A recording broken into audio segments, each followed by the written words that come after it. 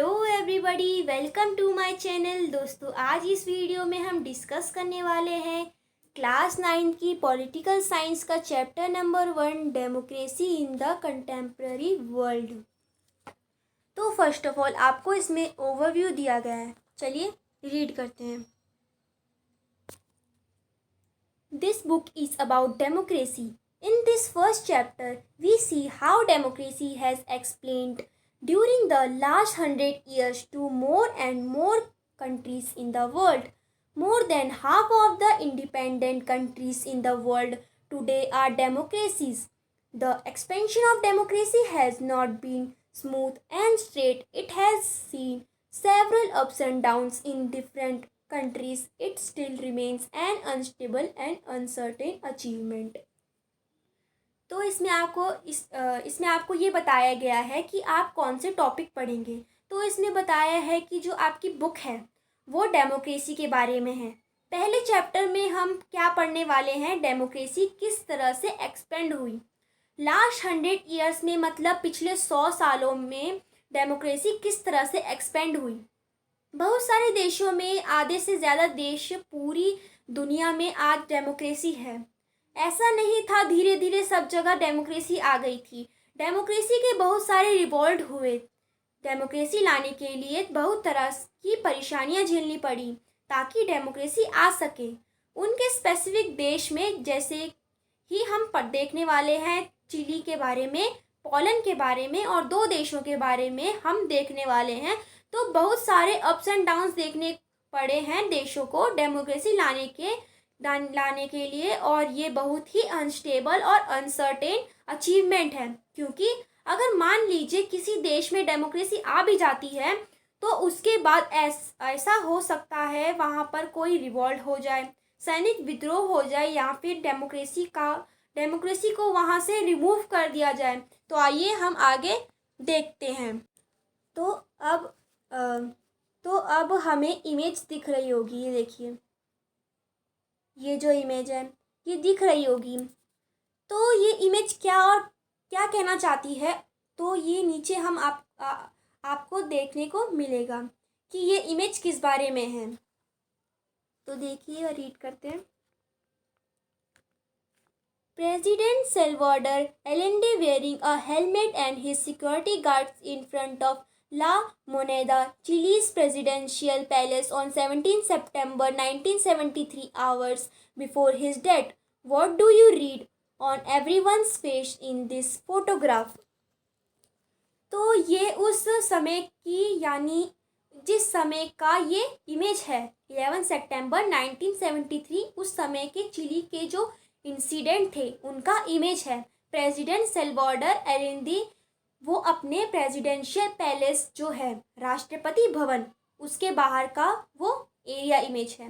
Hours before his dead, मतलब मरने के कुछ घंटे पहले। तो आपसे यहाँ पर पूछा गया है कि आप अंदाज़ा लगा सकते हैं कि आखिर उसमें हुआ क्या था और लोगों के चेहरे जो हैं इस इमेज में इस तरह से उतरे हुए क्यों हैं, या फिर ऐसा एक्सप्रेशन क्यों है, और इसी चीज़ को हम पढ़ने वाले हैं इस टॉपिक में। तो पढ़ते हैं, हमारा नेक्स्ट टॉपिक है टू टेल्स ऑफ डेमोक्रेसी। तो टू टेल्स ऑफ डेमोक्रेसी है, यहाँ पर आपको क्वेश्चंस दिया गया हुआ है। ये देखिए, ये जो पार्ट है यहाँ पर क्वेश्चन दिया हुआ गया है। इसी इमेज में जो देखिए, मैं आपको दिखाती हूँ। इसी इमेज में जो आदमी है, ये जो आदमी है, ये इन्हीं की स्पीच है, ये इन्हीं की लास्ट स्पीच है, इनके मरने से कुछ घंटे पहले और एक दिन पहले इन्होंने लास्ट स्पीच जो दिया था वो है। तो इसमें ये कहते हैं कि, पढ़कर देखते हैं इस पैराग्राफ में। These are my last words and I am certain that my sacrifice will not be in vain. I am certain that at the very least it will be a moral lesson that will punish felony, cowardice and treason. तो ये लोगों को संबोधित कर रहे हैं, workers को संबोधित कर रहे हैं, और जो लास्ट वर्ड थे उनके मरने से पहले के थे और उन्होंने कहा था, तो ये उनके लास्ट स्पीच था लास्ट वर्ड थे और ऐसा उन्होंने क्यों कहा था, तो ये चीज़ हम पढ़ने वाले हैं। तो देखिए नेक्स्ट पैराग्राफ में, these are some extracts from the last speech of Salvador Allende, pronounced Allende. He was then the president of Chile, a country in South America. The speech was given on the morning of 11 September 1973, the day his government was overthrown by the military. Allende was the founder. Pronounced Allende, तो ये उनके भाषण के कुछ tracks हैं, कुछ parts हैं, कुछ हिस्से हैं। जब ये प्रेसिडेंट थे चिली के, जो चिली है वो साउथ अमेरिका में एक देश है, आप मैप में देखेंगे तो आपको दिख जाएगा।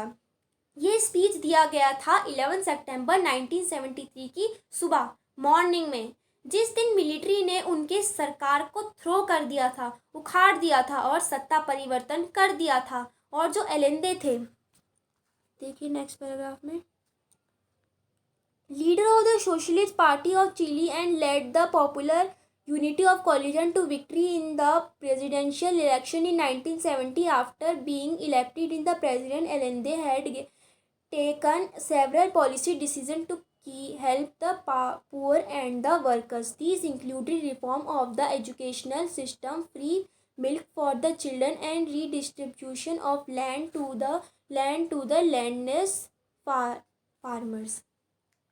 चिली की जो सोशलिस्ट पार्टी थी उसके लीडर थे और उन्होंने लीड किया था popular unity coalition to victory, यानी कॉलिजन फॉर्म करके चुनाव लड़ा था, जिसने चुनाव जीता था 1970 में। प्रेसिडेंट बनने के बाद एलेंदे जो थे वो बहुत सारे पॉलिसी डिसीजन लिए ताकि वो पुअर्स की मदद कर सके, वर्कर्स को बेनिफिट दे सके। तो ये बहुत सारे अच्छे अच्छे कदम उन्होंने उठाए थे, जिसमें उन्होंने इंक्लूड किया था कि एजुकेशनल सिस्टम जो को इन्फॉर्म किया था बच्चों के लिए मील बांटने के कुछ प्रथा सिस्टम बनाई थी। जो लैंडलेस फार्मर थे उनके बीच में ज़मीन का बंटवारा किया था, यानी उन्होंने ज़मीन दिया था। नेक्स्ट है, he was opposed to foreign companies taking away natural resources like copper from the country. The landlords, the rich, and the church opposed his policies. Some other political parties in Chile also opposed his government. और वो जो थे वो oppose करते थे foreign companies को, जो कि वहाँ के जो नेचुरल रिसोर्सेज हैं जैसे कि कॉपर चिली से ले जा रहे थे। लेकिन ऐसा नहीं था, सब अच्छे वहाँ पर सब कुछ अच्छा ही हो रहा था। तो वहीं पर जो लैंडलॉर्ड्स थे, यानी ज़मींदार हम कह सकते हैं, वो थे जो अमीर लोग थे, और जो धार्मिक संस्थाएं थी जैसे कि चर्च, वो उनके पॉलिसीज़ को अपोज कर रही थी, उनकी पॉलिसीज़ उन्हें पसंद नहीं थी। और इसके अलावा दूसरे पॉलिटिकल पार्टीज़ भी थे चिली में जो इस चीज़ को अपोज कर रहे थे। वो नहीं चाहते थे कि वो ऐसे काम करे, और ये जो सभी चीज़ें हुई, जो लोग अपोज कर रहे थे, वो एक तरह से इनडायरेक्टली इनकी मौत के जिम्मेदार थे। वो कैसे, वो आगे हम देखने वाले हैं। अब हम देखते हैं, नेक्स्ट टॉपिक है हमारा military corp of 1973। On the morning of 11 September 1973, the military took over the seaport. The defense minister was arrested by the military when he arrived as his office. यानी 1973 में जो चिली में विद्रोह हुआ, सैनिक विद्रोह हुआ, वो क्यों हुआ, कैसे हुआ, इस चीज़ को हम देखने वाले हैं। 11 सितंबर 1973, इस दिन की सुबह को जो मिलिट्री भी थी उसने सी पोर्ट को अपने कब्जे में ले लिया था, और जो डिफेंस मिनिस्टर थे वो जब अपने ऑफिस पहुंचे तो उसी समय उन्हें अरेस्ट कर लिया गया था। नेक्स्ट पैराग्राफ देखते हैं। Commanders asked the president to resign. Allende refused to resign or leave the country, but realizing the danger to the country and to his life, he addressed the people on the radio, parts of which we read in the beginning. Then the military surrounded the president. president house and starting bombing it. President Allende died in the military attack. This was the sacrifice he was talking about in his last speech. जो military commanders थे उन्होंने president को कहा कि वो resign कर दें, लेकिन जो एलेंदे थे उन्होंने रिफ्यूज़ कर दिया रिज़ाइन करने से और देश को छोड़ने से। लेकिन वो समझ गए थे कि जो अभी सिचुएशन है वो बहुत ही ज़्यादा ख़राब है। उन्होंने रियलाइज़ कर लिया कि कितना बड़ा डेंजर है देश के ऊपर और उनकी लाइफ के ऊपर। इसीलिए उन्होंने रेडियो में लोगों को एड्रेस किया, रेडियो पर भाषण दिया और जिसका एक हिस्सा आपने थोड़ी देर पहले भी पढ़ा था। तो उसके बाद जो मिलिट्री जो थी उसने प्रेसिडेंट के हाउस को सराउंड करके रखा हुआ था, घेर रखा था। उसने बॉम्बिंग शुरू कर दी, मतलब बॉम्ब गिराना शुरू कर दिए प्रेसिडेंट के हाउस पर और प्रेसिडेंट एलेंदे जो थे वो उसी मिलिट्री अटैक में मारे गए। तो यही वो एक सेक्रीफाइस जिसके बारे में वो बात कर रहे थे अपने लास्ट स्पीच में। तो नेक्स्ट पैराग्राफ देखते हैं। A government elected by people was overthrown by the military through conspiracy and violence. एक गवर्नमेंट जो कि इलेक्ट हुई थी लोगों के द्वारा, उसे ओवरथ्रू कर दिया गया था मिलिट्री के द्वारा कंस्पिरेसी एंड वायलेंस की मदद से। नेक्स्ट पैराग्राफ देखते हैं। What took place in Chile on 11 September 1973 was a military coup. General Augusto Pinochet, pronounced by Pinochet, and Army General led the coup. The government of the United States of America was unhappy with Allende rule and is known to have supported and funded activities that led to the coup. Pinochet become the president of the country and rule it for the next 17 years from a government that was elected by the people. The power shifted to them. तो देखिए chilli को 11 सितंबर 1973 में जो chilli को हुआ वो एक military कोप था, यानी मिलिट्री विद्रोह था, सैनिक विद्रोह था, जो जनरल ऑगस्टो पिनोचेट कहा जाता है, पिनोशी कहा जाता है, जो कि आर्मी जनरल था। उसने इस कोप का विद्रोह किया, इस सैनिक विद्रोह का नेतृत्व किया। तो यहाँ पर बात यह है कि ऐसा नहीं कि उसके मन में तुरंत आया और उसने विद्रोह कर दिया, ऐसा नहीं था। बहुत सारे जो लोग नाराज थे सरकार से, जैसे कि जो रिच लोग थे, जो धार्मिक संस्थाएं थी, जैसे चर्च भी इस विद्रोह में मदद कर रही थी और जो जमींदार लोग थे वो भी मदद कर रहे थे और इसके साथ साथ एक्सटर्नल फोर्सेस भी थी जो इन चीज़ों को मदद कर रही थी। जैसे जो यूनाइटेड स्टेट्स की जो गवर्नमेंट थी वो इस सरकार से खुश नहीं थी। यूनाइटेड स्टेट जो है वो एक तरह का प्रो बिजनेस गवर्नमेंट है जो कि अपने देश को, कंपनियों को बढ़ावा देना चाहती है। लेकिन जो एलेंदे थे वो विदेशी कंपनियों के खिलाफ थे और इस वजह से अमेरिका सरकार उनसे काफ़ी ज़्यादा नाराज़ थी। और ऐसा कहा जाता है जो यूनाइटेड स्टेट्स अमेरिका का जो सरकार थी उस समय की, उसने मिलिट्री जनरल की मदद की थी ताकि एलेंदे के रूल को ख़त्म किया जा सके और उनको यहाँ तक कि फंड भी दिया था, यानी पैसा भी पहुँचाया था, हथियार भी पहुँचाए थे ताकि विद्रोह को सही तरीके से अंजाम दिया जा सके। जो पिनोचे थे जनरल, वो प्रेसिडेंट बन गया, चिली का प्रेसिडेंट बन गया और उसने करीब 17 सालों तक चिली को आगे रूल किया। और जो गवर्नमेंट इलेक्ट की गई थी लोगों द्वारा, अब पावर पूरी तरह से शिफ्ट हो गई थी मिलिट्री जनरल्स के हाथों में। नेक्स्ट पैराग्राफ देखते हैं।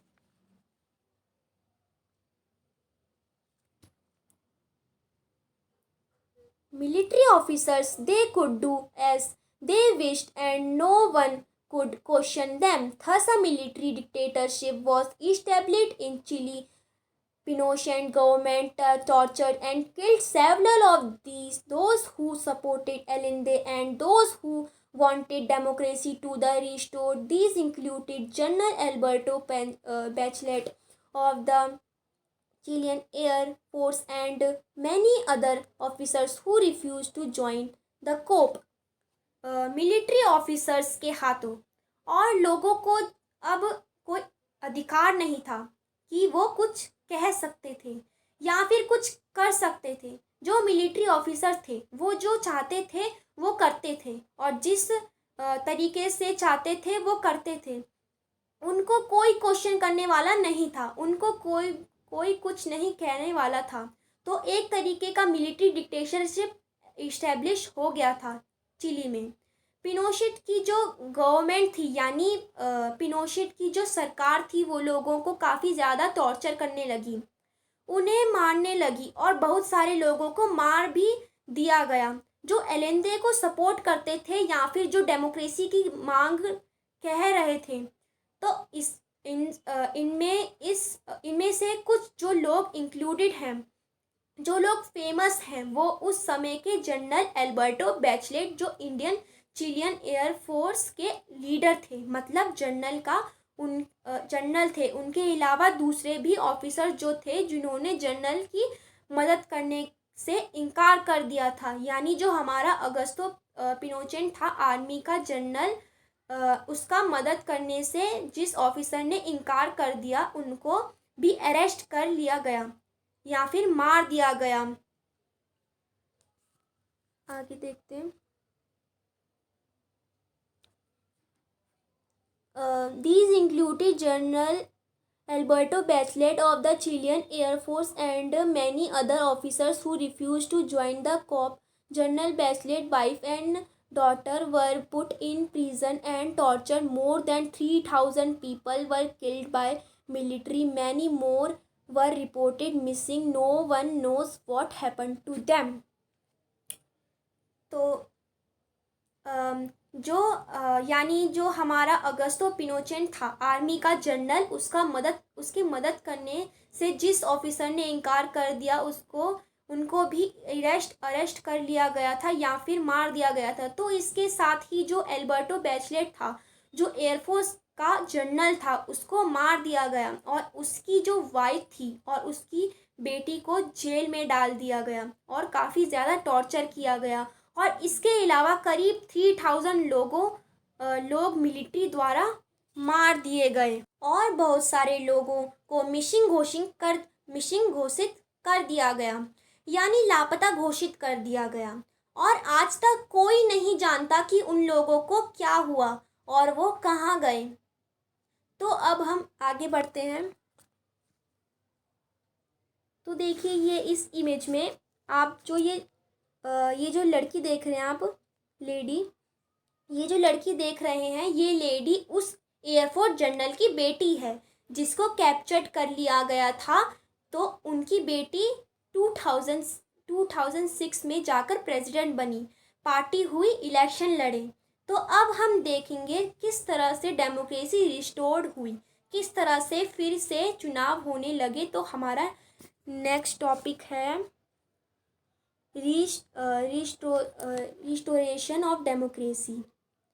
Pinochet military dictatorship came to an end after he decided to hold a referendum in 1988. He felt confident that in this referendum the people would say yes to his continuing in power, but the people of Chile had not forgotten their democratic tradition. Their vote was a decisive no to Pinochet. This led to Pinochet loss first his political and then his military powers. The Pope Allende explained in his last address was realized felony, cowardice and treason were finally punished.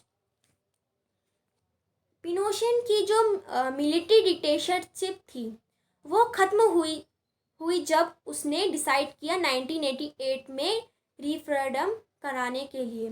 उसे पूरी तरह से confident था कि जब ये referendum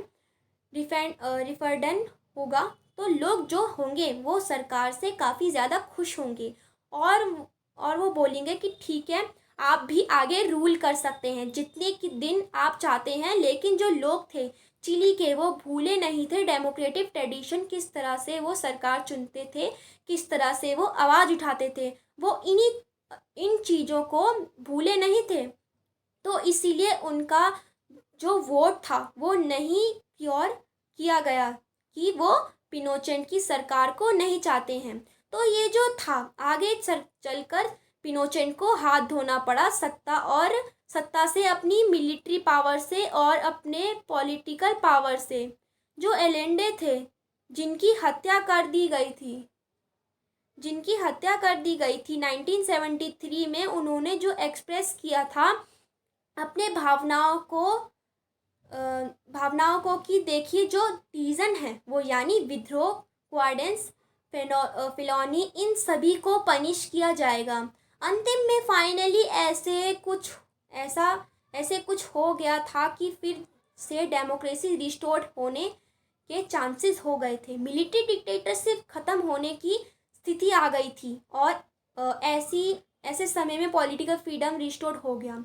और उसके बाद आज तक चिली में करीब 4 प्रेसिडेंशियल इलेक्शन हो चुके हैं, जिसमें डिफरेंट पॉलिटिकल पार्टीज पार्टिसिपेट कर चुकी हैं और जीत चुके हैं। और धीरे धीरे वो जो आर्मी का जो रोल था कंट्री सरकार में, उसको ख़त्म कर दिया गया। तो जो सरकार बनी इलेक्शन होने के बाद, उसने ऑर्डर किया कि पिनोचेट की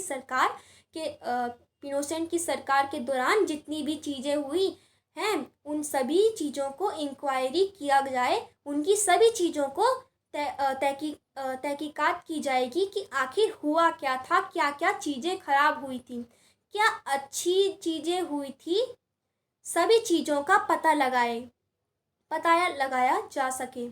तो जांच के बाद पता चला कि जो पिनोचेट की जो सरकार थी वो केवल ब्रूटल नहीं थी, वो बहुत ही ज़्यादा करप्ट थी। उसमें बहुत सारे घोटाले भी हुए थे, बहुत सारे पैसों की चोरी भी हुई थी।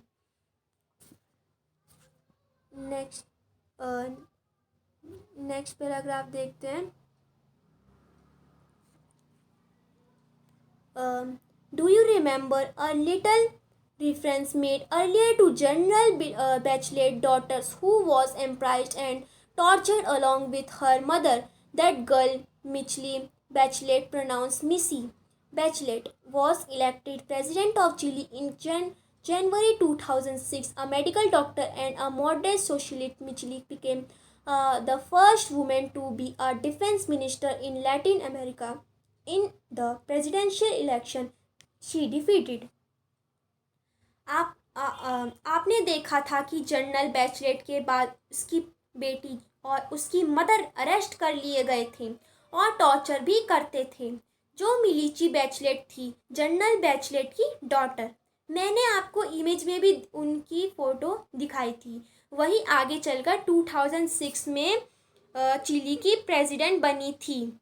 तो वो एक मेडिकल डॉक्टर थी और मॉडरेट सोशलिस्ट आइडियोलॉजी को फॉलो करती थी। प्योर लैटिन अमेरिका में वो पढ़ती थी। वो एक पहली महिला थी जो कि डिफेंस मिनिस्टर बनी थी, जो प्रेसिडेंशियल इलेक्शन हुए थे।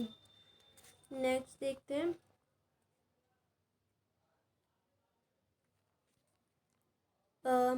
One child of Chile's richest man, in this photograph of her victory speech, she is saying to her supporters. जो लेडी थी उसने डिफीट किया चिली के एक अमीर आदमी को, ऐसी नहीं कि सबसे अमीर। जो फोटोग्राफ जो आप देख रहे हैं, उस तस्वीर में वो अपने सपोर्टर्स को भाषण दे रही है। तो देखिए क्या है वो। Because I was the victim of हेटेड, I have dedicated my life to reverse that hatred and turn it into understanding, tolerance, and why not say it into love. तो ये जो है, ये पार्ट उनका, ये एक हिस्सा है जो बात वह वहाँ पर कह रही थी। आई होप आपको ये चैप्टर समझ आया होगा। तो यहीं पर मैं इस वीडियो को एंड करती हूँ। तो नेक्स्ट वीडियो में हम पढ़ेंगे डेमोक्रेसी इन पोलैंड। तो तब तक के लिए थैंक यू।